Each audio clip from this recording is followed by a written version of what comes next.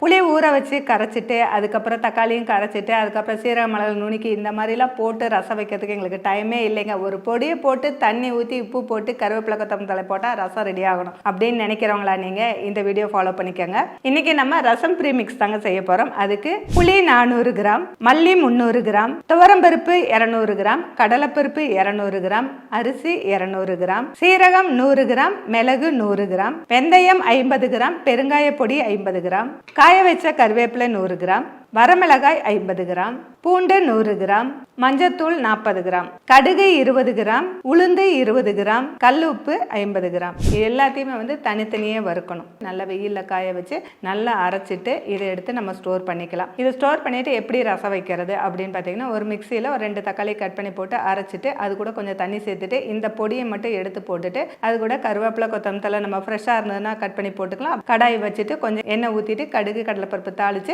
கலந்த ரசத்தை வந்து அதில் ஊற்றி நம்ம கொதி வரும்போது இறக்கிக்கலாம். சிம்பிளான ரசம் வேணும்னா நம்ம எங்கேயாவது டிராவல் பண்ணுறோம், நமக்கு ரொம்ப நேரம் வேலை செய்ய முடியாது, இல்லை வயதானவர்களாக இருக்கும், இல்லை குழந்தைங்களை வச்சுட்டு இருக்கோம், எங்களுக்கு சிம்பிளாக பண்ணணும்னு நினச்சிங்கன்னா இந்த ரசம் ப்ரீமிக்ஸோட இந்த மாதிரி ரெடி பண்ணி வச்சுக்கலாங்க. இதோட ஃபுல் வீடியோ வேணும்னா கீழே இருக்கு, செக் பண்ணி பாருங்க.